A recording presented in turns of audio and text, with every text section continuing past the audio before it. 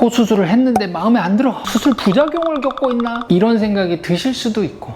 근데 제가 상담하면서 진짜 많이 느끼는 게 모양 진짜 괜찮은데 너무 걱정하시는 분도 있고, 반대로 이 상태 되실 때까지 버티셨지? 이런 분들도 있거든요. 사실 이제 코에 재수술을 하러 오시는 분들은 크게 나눠서 두 부류로 나뉘는데, 이 둘을 구분을 못하면 마음고생만 2배가 됩니다. 오늘은 그런 얘기를 좀 해보려고 합니다. 내 코가 재수술 꼭 해야 되는 상태인지, 아니면 모양이 조금 아쉬운 것인지, 그리고 다들 이름만 들어도 무서워하시는 국축, 이게 진짜 어떨 때 생기는 건지까지, 이거 하나만 알고 가셔도 괜한 공포에 밤새 검색만 하는 일은 줄어드실 거예요. 저는 뷰엘 성형외과 이지성 대표원장입니다.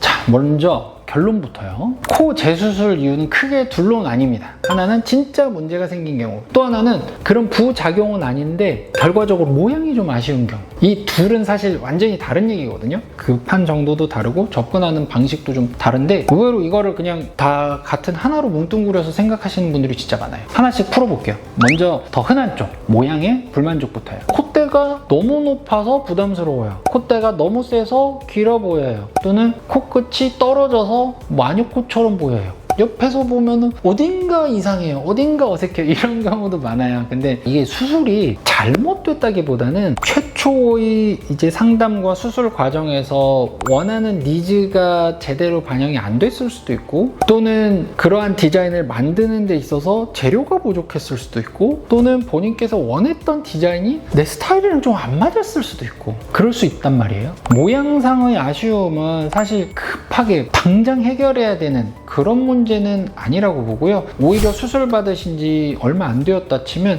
최소한 6개월, 그리고 보통은 한 1년 정도의 시간을 거쳐서 안정화된 이후의 디테일을 생각하든 개선을 생각하든 해보는 게 더 맞을 것 같아요. 즉, 이런 식으로 좀 신중하게 접근을 하는 게 괜찮을 것 같고요. 두 번째로, 그러면 이 모양이 이제 만약에 마음에 안 들게 되면 또 재수술 받아야 돼요? 전부 다시 다 하는 걱정을 하시는 경우가 있는데, 또 생각보다 그렇지 않게 해결되는 경우도 많아요.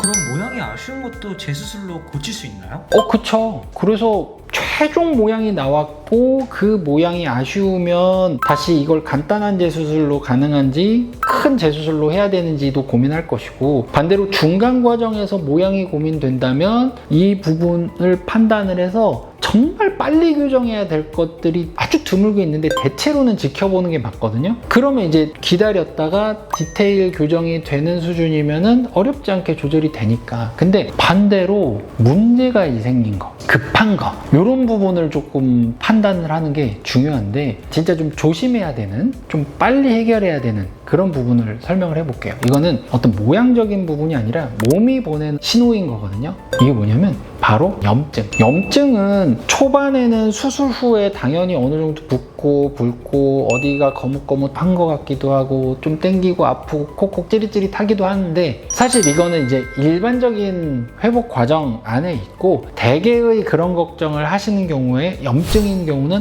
아주 극히 드물죠. 근데 반대로 이 수술 과정에 있어서 일반적인 범주를 벗어나는 정도의 뜨끈뜨끈하게 막 뜨겁고 막 욱신욱신 아프고 코피가 계속 나고 계속 아프고 등등등이라면, 사실 이제 그 사이의 진료를 통해서 저희가 항상 체크를 해드리지만, 그 중간 과정에서도 사인이 이상하다면 유선상이든 뭐 사진상이든 확인을 해보시는 게 좋습니다. 특히 이제 염증은 초기에 잡는 게 진짜 중요하거든요. 힘들여서 구조체를 만들어 놨는데 이 구조체에 손상이 되면 힘들게 수술한 것 자체가 너무 아깝잖아요. 그 다음은 또 보형물 자체가 말썽인 경우인데요. 수술 후에 코끝이나 콧대 쪽 피부가 점점 얇아지면서 보형물의 테두리가 비쳐 보이거나, 특히 코끝 쪽이 많이 빨개지고 피부가 얇아지고 붓고 아픈 것 같다, 이런 경우는 체크를 좀 더 빨리 해보시는 게 좋아요. 그리고 진짜 뭔가가 있다면 초기에 해결해드려 버리면 되니까. 그리고 특히 이제 수술 후 회복기에는 술, 그 다음에 담배 정말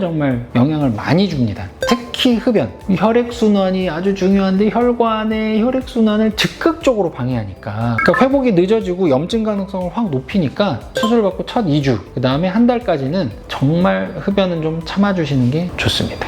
잠깐만요. 그럼 그 무섭다는 구축은 어느 쪽이에요? 구축은 실제로 부작용이라고 보면 되는 부분이고요. 근데 이제 워낙 이제 무섭게 소문이 나서 오해가 제일 많은 부분이에요. 구축 이름만 들어도 이제 덜컥 하시는 분들이 많은데, 어찌 보면 우리가 원하는 방향의 모양대로 유지가 안 되고 잡아당겨진 모양새로 결정 지어져 버린 상태를 의미하는데, 대개는 이 코끝이 콧대 방향 쪽으로 짧아지고 들리고, 그 다음에 이 부분에 부피가 얇아지고 당겨지고 딱딱해지고 등등등으로 표현할 수 있어요. 어떤 과정을 겪냐면, 우리 몸 안에 들어간 실리콘 또는 뭐 고어텍스 등등 오형물을 우리 인체 조직이 아닌 다른 물건으로 인식을 하고 그 주위에 이렇게 캡슐을 싸거든요. 그래서 이 캡슐이 형성되는 과정은 자연스러운 것이고 이건 인체에도 도움이 되는 과정인데, 문제는 이 막 안에 실리콘 안에 만약에 염증이나 균이 들어가게 되면 문제가 이거예요. 외부에서 이 균을 해결하는 우리 세포들이 작용을 해야 되는데, 이 코팅된 캡슐 안에 균이 있으면 이게 해결이 제대로 안 되고 염증 반응만 계속 반복적으로 일어나게 돼요. 그럼 이제 이 막이 점점 두꺼워지고, 그러면 수축되면서 여기 있는 내 실리콘을 이렇게 잡아당기고 이렇게 확 들어버리는 거죠. 그러다가 실리콘이 갈 데 없는데 코끝 피부가 이렇게 당겨지다가 이렇게 밀고 나오기도 하는 거거든요. 그래서 그런 개념이라고 보시면 돼요. 그러면 원장님, 멀쩡하면 뭐 굳이 그렇게 겁먹을 필요는 없는 거네요? 사실 그래요. 그러니까 구축이라는 건 어떤 이벤트의 후에 오는 상태인 거니까, 내가 명확한 사인을 느끼거나 하지 않았다면 사실 내가 구축이 오면 어떡하지? 막 이거를 걱정하실 필요 없어요. 사실 그 걱정하는 거 자체가 더 스트레스고 삶의 질을 좀 떨어뜨린다고 보거든요. 그러니까 명확한 사인들이 있고 그 걱정되시는 부분을 미리 서로 확인하는 것은 좋은데, 그래도 얘가 구축이 오면 어떡하지? 그런 경우는 불필요한 스트레스를 너무 걱정하시는 걸로 되는 거죠. 자, 그러면 오늘 내용을 한번 정리해 보겠습니다. 모양이 뭔가 아쉬운 것 같다, 또는 뭐가 이렇게 하기로 했는데 그렇지 않은 것 같고 등등등이라면 오히려 급한 게 아니고 지켜보는 게 맞습니다.